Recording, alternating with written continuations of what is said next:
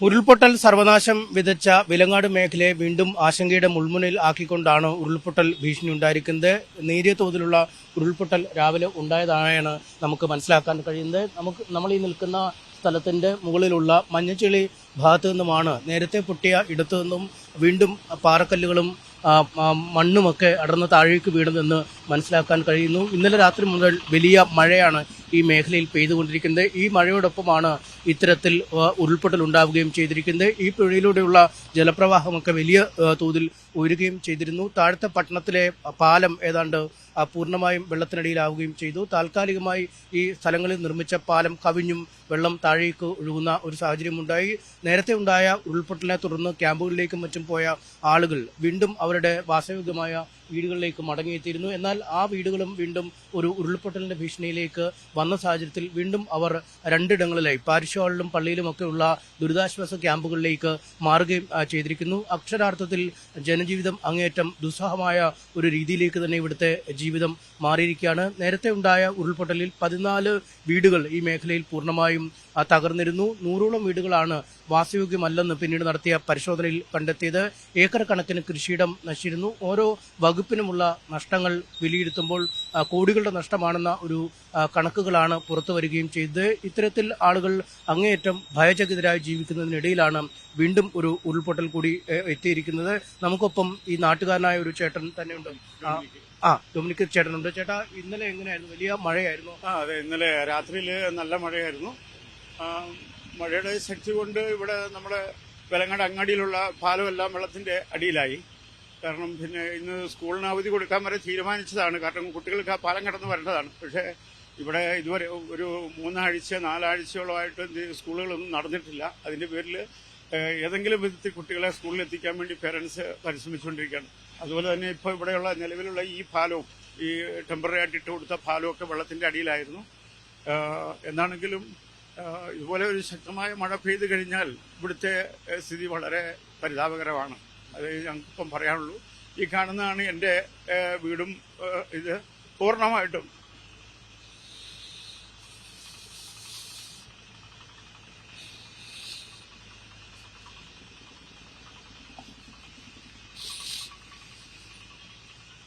%100 എൻ്റെ വീട് പൂർണ്ണമായിട്ടും നശിച്ചു. ഞങ്ങൾ ഒരു 3 മിനിറ്റ് കൊണ്ടാണ് ഞങ്ങൾ ഓടി രക്ഷപ്പെട്ടത്. ഞാൻ, എൻ്റെ ഭാര്യ, പിന്നെ മോൻ്റെ 3 മക്കളെ, അങ്ങനെ ഞങ്ങൾ 6 പേര് ഞങ്ങൾ ഓടി രക്ഷപ്പെട്ടു. ഞങ്ങൾക്ക് യാതൊരു കുഴപ്പവും പറ്റിയിട്ടില്ല. അതായത് ആരോഗ്യപരമായിട്ട് ഞങ്ങൾക്ക് യാതൊരു ബുദ്ധിമുട്ടും വന്നില്ല. ഒരു തലമുടി നാര് പോലും ഞങ്ങളുടെ നഷ്ടപ്പെടാതെ ദൈവം ഞങ്ങളെ കാത്തു സംരക്ഷിച്ചു. വീട് പൂർണ്ണമായിട്ട് വീടിന്റെ ഇതാണ് കാണുന്നത്. ഈ കാണുന്നത് വീടാണ് പൂർണ്ണമായിട്ടും. പൂർണ്ണം പറഞ്ഞു കഴിഞ്ഞാൽ എൻ്റെ അടുത്ത് തന്നെ എനിക്ക് 3-4 വണ്ടി ഉണ്ടായിരുന്നു. മകൻ്റെ 2 വണ്ടി ഉണ്ടായിരുന്നു. ആ വണ്ടിയിൽ ആണ് ഇപ്പോൾ നമ്മളിവിടെ കാണുന്നത്. എൻ്റെ 3 വണ്ടിയും അതുപോലെ തന്നെ അലമാര ഇതെല്ലാം പൂർണ്ണമായിട്ട് ഇതുവരെ കണ്ടുകിട്ടിയിട്ടില്ല. ഈ സമയം വരെ കണ്ടുകിട്ടിയിട്ടില്ല. ഇപ്പോൾ ഞങ്ങൾക്കൊരു സംശയം ഉണ്ടായിരുന്നു. ഇവിടെ ഈ കല്ലിന്റെ അടിയിലെങ്ങാനും ഇവിടെയുള്ള പാറ ഇപ്പം പൊട്ടിച്ചുകൊണ്ടിരിക്കുകയാണ്. അത് കലക്ടർക്ക് നേരിട്ട് പറഞ്ഞ് MLA-യോടും പറഞ്ഞു കഴിഞ്ഞപ്പോഴത്തേക്ക് എത്രയും വേഗത്തിൽ ഒരു നടപടി സ്വീകരിക്കാമെന്ന് പറഞ്ഞതുകൊണ്ട് അവരെന്ത് ചെയ്തു, ഈ കല്ല് പൊട്ടിക്കാൻ വേണ്ടി അനുമതി നൽകിയിട്ടുണ്ട്. കല്ല് പൊട്ടിക്കുന്നുണ്ട്. പിന്നെ അലമാരിൽ നമ്മൾ പറയില്ലേ, കാരണം വെച്ചാൽ നമ്മൾ സേഫായിട്ട് വെക്കുന്ന എല്ലാ സാധനങ്ങളും അതിലുണ്ടായിരുന്നു. ഇനിയിപ്പം അത് കിട്ടുമോ നമുക്കൊന്നും പറയാൻ പറ്റത്തില്ല. എന്തായാലും വന്നത് നമുക്ക് നഷ്ടം. പിന്നെ ഇപ്പം ഞാൻ വാടക വീട്ടിലാണ് താമസിച്ചുകൊണ്ടിരിക്കുന്നത്. അതിൻ്റെ ബാക്കിയുള്ള കാര്യങ്ങളൊക്കെ മുന്നോട്ട് നീക്കുന്നതേ ഉള്ളൂ. ബാക്കിയുള്ള കാര്യങ്ങൾ ഇതുവരെ നമുക്കിവിടെ ഒരു പാക്കേജോ എന്തെങ്കിലും ഒരു പാക്കേജ് പ്രഖ്യാപിച്ച് ഞങ്ങളെയൊക്കെ ഈ ഇതിൽ നിന്നും മോചിപ്പിക്കണമെന്നാണ് ഞങ്ങൾക്ക് പറയാനുള്ളത്. വേറെ ഒന്നും പറയുന്നില്ല. ഈ അലമാരിയിൽ വില പിടിച്ച വസ്തുക്കളൊക്കെ ഉണ്ടല്ലേ, അതിലെന്തെങ്കിലും ഒന്ന് കിട്ടിയാലും ഇപ്പോഴത്തെ സാഹചര്യത്തിൽ തീർച്ചയായിട്ടും വിലപിടിപ്പുള്ള സാധനങ്ങളൊക്കെ ഉണ്ട്. എന്തെങ്കിലും കിട്ടിയാൽ നമുക്ക് 10 രൂപ കിട്ടിയാൽ അത്രയും നമുക്ക് ലാഭം എന്നുള്ള ഒരു രീതിയിലാണ്. 1 ഗ്രാം സ്വർണ്ണമെങ്കിലും കിട്ടിയാൽ അത്ര അത് തന്നെ തീർച്ചയായിട്ടും. കാരണം നമ്മൾ വളരെ രായും പകലും ഇല്ലാതെ കിടന്ന് അധ്വാനിച്ചതിന്റെ ഫലമായിട്ടാണ് നമുക്ക് ഇങ്ങനെയൊരു വീടൊക്കെ നമുക്ക് ഉണ്ടാക്കാൻ പറ്റിയത്. എല്ലാവിധ സൗകര്യങ്ങളും ഉണ്ടായിരുന്നു. പക്ഷേ അത് ഒരു നിമിഷ നേരം കൊണ്ട് അത് പോയി. അത് ഓർക്കുമ്പോൾ നമുക്ക് പിടിച്ചു നിൽക്കാൻ പറ്റുന്നില്ല. ഇപ്പം ഒന്നുമില്ല, ഉടുതുണി മാത്രമായിട്ടായിരിക്കുമല്ലോ. അതെ അതെ, തീർച്ചയായിട്ടും ഉടുതുണി മാത്രം ഉടുത്ത കൈലിയും ഷർട്ടും മാത്രം ഉപയോഗിച്ചുകൊണ്ടാണ് ഞങ്ങൾ പൊരിക്കുന്നത്. ഇത് കൈയൊക്കെ നിങ്ങൾ കണ്ടില്ല, കയ്യിൽ ഒരു വാച്ച് പോലും അതൊന്നും നമ്മൾ എടുത്തതല്ല. വാച്ചൊക്കെ ഉണ്ടായിരുന്നതാണ്, അല്ലെങ്കിൽ റിങ് ഉണ്ടായിരുന്നത്. ഇതെല്ലാം നമ്മൾ ഒന്നും നമുക്ക് എടുക്കാനുള്ള അവസരം കിട്ടിയില്ല. ഞാൻ എൻ്റെ കൺമുമ്പിൽ കണ്ടുകൊണ്ട് നിൽക്കുകയാണ്. ഇവിടെ മുറ്റത്ത് നിന്ന് ഞാൻ ഇങ്ങനെ സൈഡിൽ ഉരുള് വരുന്നത് ഞാൻ കണ്ടുകൊണ്ട് നിൽക്കുകയാണ്. അങ്ങനെയാണ് ഞാൻ ഓടുന്നത്. മകനും ഇവിടുന്ന് ഓടി അവിടെ കയറി വരുന്നു. പപ്പ പിന്നെ ഉരുള് വരുന്നുണ്ട്, നമുക്ക് മക്കളെ എടുത്ത് ഓടാമെന്ന് പറഞ്ഞു. അങ്ങനെ ഞങ്ങൾ അടുത്ത വീട്ടിലേക്ക് ഓടുന്നു. എൻ്റെ മൊബൈലൊക്കെ പോയതാണ്, മൊബൈലൊക്കെ നഷ്ടപ്പെട്ടു പോയതാണ്. മൊബൈൽ എടുക്കാൻ വേണ്ടി ഞാൻ തിരിച്ച് നടക്കുമ്പോൾ എന്നെ വിളിക്കുന്നു, പോകരുതേ പോകരുതെന്ന് എല്ലാവരും ബലമായിട്ട് പറയുന്നു. മൊബൈൽ എടുക്കാൻ വേണ്ടി ഞാൻ പോയില്ല. മൊബൈൽ എടുക്കാൻ പോയിരുന്നെങ്കിൽ തീർച്ചയായിട്ടും ഞാനിന്ന് നിങ്ങളോടൊപ്പം ഉണ്ടാവില്ല. ഇനിയിപ്പോ എന്തെങ്കിലും സർക്കാർ ഒരു പാക്കേജ് സർക്കാർ ഒരു പാക്കേജ് പ്രഖ്യാപിക്കണം എന്നാണ് ഞങ്ങൾക്ക് പറയാനുള്ളത്. പ്രഖ്യാപിച്ച് ഞങ്ങളെ സഹായിക്കണമെന്നാണ് ഞങ്ങൾക്ക് പറയാനുള്ളത്. വയനാട്ടിലൊക്കെ പാക്കേജ് കൊടുത്തിട്ടുണ്ടെങ്കിലും ഈ വെലങ്ങാടിനെ സംബന്ധിച്ചുള്ള യാതൊരു പാക്കേജും പറഞ്ഞിട്ടില്ല. തീർച്ചയായിട്ടും സർക്കാരിന്റെ ഭാഗത്തുനിന്ന് ഞങ്ങളോട് സഹകരിക്കുമെന്നാണ് ഞങ്ങളുടെ വിശ്വാസം. തീർച്ചയായിട്ടും സർക്കാരിന്റെ ഒരു കരുണയാണ് ഇവർ കാക്കുന്നത്. കാരണം ഇപ്പോഴും ഉരുൾപൊട്ടൽ വീണ്ടും ഉണ്ടാവുന്നു, മലവെള്ളപ്പാച്ചിൽ ഉണ്ടാവുന്നു, മഴ കനത്ത രീതിയിൽ പെയ്യുന്ന ഒരു സാഹചര്യം. ദുരിതാശ്വാസ ക്യാമ്പുകളിൽ നിന്നും വീടുകളിലേക്ക് മടങ്ങിയവർക്ക് അവിടെ സുരക്ഷിതരായി സ്വസ്ഥരായി കഴിയാത്ത ഒരു സാഹചര്യം നിലനിൽക്കുകയും ചെയ്യുന്നു. അതുകൊണ്ട് അധികൃതർ അടിയന്തരമായി തന്നെ ഇവരുടെ ബുദ്ധിമുട്ടും കാണണം. ഈ അവശിഷ്ടങ്ങൾക്കിടയിൽ ഇപ്പോഴും വിലപിടിച്ചത് എന്തെങ്കിലും കിട്ടുമോ, അത് കിട്ടിയാൽ ഒരു നേരത്തെ ആഹാരത്തിനാവുമല്ലോ എന്നൊരു കണക്കൂട്ടിൽ തന്നെ ഈ മേഖലകളിൽ ഇപ്പോഴും ഉഴറി നടക്കുന്ന അലയുന്ന ആളുകളെയാണ് നമ്മൾ വിലങ്ങാട് നിന്നും കാണുന്നത്. എന്തായാലും ഇന്നലെ രാത്രി മുതൽ കനത്ത മഴ പെയ്ത് ഇറങ്ങിയത്.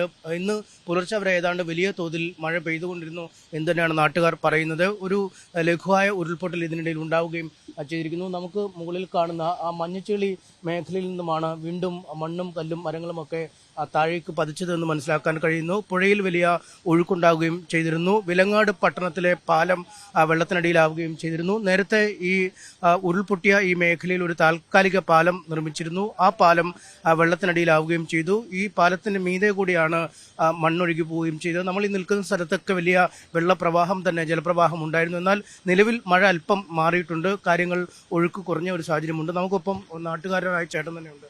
ചേട്ടാ, എങ്ങനെയായിരുന്നു രാവിലത്തെ ഒരു സാഹചര്യം? ഇന്നലെ രാത്രി വലിയ മഴയായിരുന്നു. ഇന്നലെ രാത്രി ഞാൻ 4 മണിക്ക് സമയത്താണ് ഞാൻ എൻ്റെ വീട് അവിടെയായിരുന്നു. എൻ്റെ വീടൊക്കെ നഷ്ടപ്പെട്ടാണ്. ഞാനിപ്പം വേറെ ഒരു വാടക വീട്ടിലാണ് ഞാൻ താമസിക്കുന്നത്. അപ്പം രാത്രിക്ക് ഞാനൊരു 4 മണിക്ക് ഇങ്ങനെ വിളിച്ച് പറഞ്ഞിട്ടാണ് ഞാൻ ഇവിടെ വരുന്നത്. ഇവിടെ വന്നില്ല, ഞാൻ താഴെ വെലങ്ങാട് ക്യാമ്പിൻ്റെ ആ ഭാഗത്താണ്. അപ്പം വെലങ്ങാടൊക്കെ ഭയങ്കര വെള്ളമായിരുന്നു. വെലങ്ങാട് പാലത്തിൻ്റെ മുകളിലൂടെ കുതിച്ചു ഉയർന്ന ഒരു വെള്ളം ചാട്ടം ഉണ്ടായിരുന്നു. ഞാൻ നേരം വെളുത്ത സമയത്താണ് ഞാനിവിടെ വരുന്നത്. അപ്പോൾ ഇവിടെ വലിയ പ്രശ്നങ്ങളില്ല. പക്ഷേ അവിടെ ആ ഭാഗത്ത് കുറച്ച് മണ്ണ് ഇടിഞ്ഞിട്ടുണ്ട്. അവിടുന്ന് മഞ്ഞച്ചിളി അടിച്ചിപ്പാറ ഭാഗമാണത്. അത് പഴയ ഉരുളിൻ്റെ ആ സൈഡ് കൂട്ടിയുള്ള കുറച്ച് ഭാഗങ്ങൾ ഇങ്ങ് അടർന്ന് വീണിരുന്നു. അപ്പോൾ അതേതായാലും ഇവിടെ എത്തിയിട്ടില്ല. പാറകളായിരിക്കാം, പക്ഷേ ഇവിടെ എത്തിയിട്ടില്ല. ഇന്ന് നേരം വെളുത്തിട്ട് അവിടെ പോയി നോക്കിയൊന്നുമില്ല, അങ്ങോട്ട് പോകത്തില്ല. അപ്പോൾ ആ ഒരു സ്ഥിതിയിലാണ് ഇവിടെ ഉള്ളത്. പക്ഷേ ഇവിടെ ഒരുപാട് വീട്ടുകാരുണ്ട് ഇവിടെ താമസിക്കുന്നത്, ഇനി മാറാത്ത വീടുകൾ. അപ്പോൾ അവർക്ക് പോകാനൊരു സ്ഥലമില്ലാത്ത അവസ്ഥയുണ്ട്. പലർക്കും വീടുകളും മറ്റ് തലപ്പെട്ട് കിട്ടിയിട്ടില്ല. അങ്ങനെ ദുരിതം അനുഭവിക്കുന്ന ഒരുപാട് പേരുണ്ട് ഇവിടെ. അവരൊക്കെ രാത്രി സ്വന്തം കുഞ്ഞുങ്ങളെ എടുത്ത്, കിടപ്പ് രോഗികളെ എടുത്ത് മറ്റു വീടുകളിലും പിന്നെ വെലങ്ങാട് പാരിഷ് ഹാളിലേക്കും മഞ്ഞക്കുന്ന് പാരിഷ് ഹാളിലേക്കും അങ്ങനെയൊക്കെയാണ് തൽക്കാലം മാറി നിൽക്കുന്നത്. ഇപ്പോൾ അവരുടെയൊക്കെ സ്ഥിതി വളരെ ദയനീയമാണ്. സ്വന്തം വീട്ടിൽ കിടന്നുറങ്ങത്തില്ല. 1 മാസമായി പേടിച്ച് കിടക്കുന്നു. അപ്പോൾ ഇന്നലെ വീണ്ടും വന്ന് കിടക്കുന്നതുകൊണ്ട് വീണ്ടും ഒഴിവാകേണ്ട ഒരു അവസ്ഥ. ആദ്യം പോയിട്ട് ക്യാമ്പിലേക്ക് പോയിട്ട് തിരിച്ച് വീട്ടിലേക്ക് വന്നതേ ഉള്ളൂ. അതെ, അവർ കാണാൻ വീണ്ടും അത് തന്നെ ആ ഒരു അവസ്ഥയിലേക്കാണ് ഇപ്പോൾ ഉള്ളത്. പിന്നെ നമ്മളെ ക്യാമ്പിൽ നിന്ന് വിട്ടുമാറിയിട്ട് ക്യാമ്പിൽ നിന്ന് തന്നെ വിട്ടുമാറിയിട്ട് ഇപ്പം 10-15 ദിവസത്തിൽ കൂടുതലായി. അപ്പോൾ നമുക്ക് സർക്കാരിൻ്റെ ഭാഗത്തുനിന്ന് യാതൊരു വിധത്തിലുള്ള സാമ്പത്തിക സഹായം ഞങ്ങൾക്ക് ഇതുവരെ ആർക്കും കിട്ടിയിട്ടില്ല. ഇപ്പം നമ്മൾ നഷ്ടപ്പെട്ട ഭൂമിക്ക് ഒരു അപേക്ഷ കൊടുക്കണമെങ്കിൽ അതിന് പൈസ മുടക്കേണ്ട ഒരു അവസ്ഥ. അപേക്ഷ സമർപ്പിക്കണമെങ്കിൽ അതിന് നല്ലൊരു പൈസ അതിനുവേണ്ടി തന്നെ ഇപ്പം ചിലവാക്കണം. അതുപോലെ തന്നെ ഇപ്പം പുതിയ കരം കെട്ടിയ രസീറ്റ് ഇല്ലാതെ അത് സ്വീകരിക്കുമല്ലോ. പുതിയ 2024-25 ഭൂനികുതി രസീറ്റ് വേണം. അത് നമ്മൾ സംഘടിപ്പിക്കണം. അത് എൻ്റെയൊക്കെ സ്ഥലം എന്ന് പറഞ്ഞാൽ അതും വീണ പാറക്കെട്ടും പുതിയ മണ്ണും അല്ലാതെ മറ്റൊന്നും അവിടെയില്ല. ഫുള്ള് കൃഷിഭൂമിയായിരുന്നു. അത് മുഴുവൻ നഷ്ടപ്പെട്ടു. വീട് മുഴുവൻ നഷ്ടപ്പെട്ടു. സകല സാധനവും നഷ്ടപ്പെട്ടു. ഒരു ഉടുത്ത ഒരു ലുങ്കി മാത്രമായിട്ട് ഞാൻ ഇറങ്ങി പുറപ്പെട്ട എൻ്റെ വീട്ടിൽ നിന്ന്. എൻ്റെ ഭാര്യയുടെ എൻ്റെ അച്ഛനെയും കൈപിടിച്ച്. മക്കൾ 3 പേരും പുറത്ത് പഠിച്ചുകൊണ്ടിരിക്കുമായിരുന്നു. അതുകൊണ്ട് അവരില്ലായിരുന്നു വീട്ടിൽ. അങ്ങനെ രക്ഷപ്പെട്ട നമ്മുടെ ഇപ്പോഴത്തെ അവസ്ഥ നിങ്ങൾക്ക് ഊഹിച്ചാൽ മനസ്സിലാവും. ഒന്നുമില്ല, ഒന്നും കിട്ടിയിട്ടുമില്ല, സഹായങ്ങളൊന്നും കിട്ടിയില്ല. പിന്നെ മറ്റുള്ളവരുടെ കാര്യം കൊണ്ട് നമുക്ക് ഭക്ഷണത്തിനുള്ള സാധനങ്ങൾ, വസ്ത്രങ്ങൾ ഇതൊക്കെ നമുക്ക് ആവശ്യത്തിലും ആദ്യം തന്നെ കിട്ടിയിട്ടുണ്ട്. വീട് ഉപകരണങ്ങൾ ഇതെല്ലാം കിട്ടി.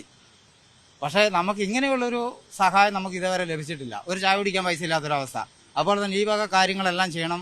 അല്ലെ ചാച്ചനാണെങ്കിൽ മരുന്ന് വാങ്ങണം. മരുന്ന് വാങ്ങിച്ചാൽ ഒരു 12,000 റുപ്യോളം മരുന്നിന് മാത്രമാകും. പിന്നെ ട്രീറ്റ്മെൻറ്റ് ഇങ്ങനെ നടക്കുന്നുണ്ട്. അതിനിടയ്ക്ക് ചെക്കപ്പിന് പോകണം. ഇതിനൊന്നും പണമില്ല. പിന്നെ നമുക്കൊരു യാത്ര ചെയ്യണമെങ്കിൽ അതിന് പൈസ ഇല്ല കയ്യിൽ. ഇത് നമ്മളോട് പണം ചോദിക്കാനും പറ്റില്ല അല്ലേ? നമ്മള് മറ്റു സാധനങ്ങളുമായി വരുന്നവരോട് നമുക്ക് ഇത് വേണ്ട, നിങ്ങൾ എനിക്ക് പണം തന്നാൽ മതി നമുക്ക് പറയാൻ പറ്റില്ല. അതൊരിക്കലും പറയാൻ പറ്റില്ല. എന്തായാലും വീണ്ടും ഒരു ആശങ്കയാണ് അല്ലെ? എപ്പോ വേണം പൊട്ടാം. എന്റെ ഒരാളുടെ ആശങ്കയല്ല, ശരിക്കും ഈ ജനസമൂഹത്തിന്റെ തന്നെ ആശങ്കയാണിത്. ഏത് സമയത്ത് എന്ത് സംഭവിക്കുന്ന ഒരവസ്ഥ. അപ്പോൾ ഇത് മറ്റൊരു രീതിയിൽ ഇവിടുന്ന് കുറെ പേര് നിർബന്ധമായിട്ട് മാറ്റിയേ പറ്റൂ. പിന്നെ നമ്മളൊക്കെ രക്ഷപ്പെട്ട് എന്തിനാണെന്ന് ചിലപ്പോൾ നമ്മൾ ചിന്തിച്ചു പോകുക. അത് ആ ഉരുളിൻ്റെ കൂടെ പോയിരുന്നെങ്കിൽ അതൊരു സമാധാനമായിരുന്നു. പിന്നെ ഇതിനെക്കുറിച്ച് ഒന്നും ചിന്തിക്കണം. മുന്നോട്ടുള്ള ജീവിതത്തെക്കുറിച്ച് നമ്മൾ ചിന്തിക്കേണ്ട ആവശ്യമില്ല. ഇതിപ്പോ കുടുംബമായിട്ട് എങ്ങനെ മുന്നോട്ട് പോകും എന്നുള്ളതാണ് അല്ലേ? മുന്നോട്ട് പോകുന്നുള്ളത് വലിയ പ്രതിസന്ധിയാണ്. ഇത് കാരണം നമ്മളെ സർക്കാർ കണ്ടില്ലെങ്കിൽ പിന്നെ നമ്മളെ വേറെ ആരാ കാണുക?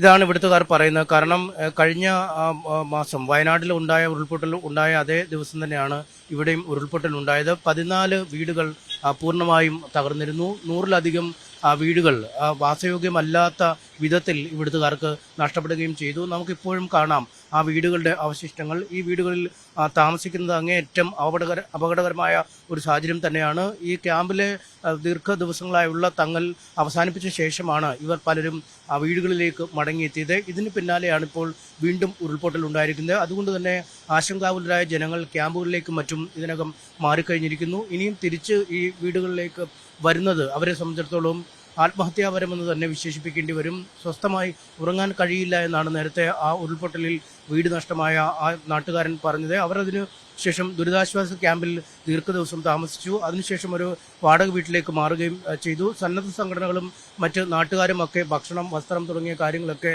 കൃത്യമായി എത്തിച്ചു കൊടുത്തതുകൊണ്ട് അന്നം മുട്ടാതെ അവർക്ക് ജീവിക്കാൻ കഴിയുന്നു. പക്ഷേ സർക്കാരിൻ്റെ ഭാഗത്തുനിന്നും ഒരു സാമ്പത്തിക സഹായം ഇനിയും ഇവിടങ്ങളിൽ ലഭിച്ചിട്ടില്ല എന്ന വലിയ പരാതിയാണ് ആ ചേട്ടൻ പങ്കുവച്ചത്. ഇതിൽ ഭേദം ഉരുൾപൊട്ടലിൽ ഒലിച്ചുപോയാൽ മറ്റു കാര്യങ്ങൾ നോക്കേണ്ടതില്ല എന്ന് അദ്ദേഹം പറയുകയും ചെയ്തിരുന്നു. എന്തായാലും നിലവിൽ ഈ വലിയ മഴയ്ക്കൊരു ശമനമുണ്ടായിരിക്കുന്നു. ഇന്ന് പുലർച്ചെ മുതൽ ആണ് കനത്ത മഴ ഇവിടെ പെയ്യുകയും ചെയ്തതെന്നാൽ ആ മഴയ്ക്ക് നേരിയ ശമനമുണ്ടായിരിക്കുന്നു. ഇതിനിടയിലാണ് ഉരുൾപൊട്ടൽ വീണ്ടും ഉണ്ടായി എന്ന ആശങ്ക ഉയരുകയും ചെയ്തത്. എന്തായാലും നിലവിൽ പാരിശുഹാളുകളിലേക്ക് ഈ ഉരുൾപൊട്ടൽ മേഖലയിലെ ആളുകളെ മാറ്റി പാർപ്പിച്ചിട്ടുണ്ട്. നിലവിൽ മഴ മാറി അനുകൂല സാഹചര്യമാണ് ആയെങ്കിലും വീണ്ടും വീടുകളിലേക്ക് മടങ്ങി വരാൻ കഴിയുമെന്ന ഒരു പ്രതീക്ഷ ഈ കുടുംബങ്ങൾക്കുണ്ട്. പക്ഷേ വീണ്ടും മഴ പെയ്താൽ ആശങ്കയുടെ ഒരു മുൾമുനിലേക്ക് തന്നെ ഈ കുടുംബങ്ങൾ നീളുന്ന ഒരു സാഹചര്യം ഉണ്ടാവും. എന്തായാലും ശാശ്വതമായ ഒരു പരിഹാരം ഇവിടുത്തെ ജനങ്ങളുടെ ആശങ്കയ്ക്ക് ഉണ്ടാവണം എന്ന് തന്നെയാണ് നാട്ടുകാർ പറയുന്നത്.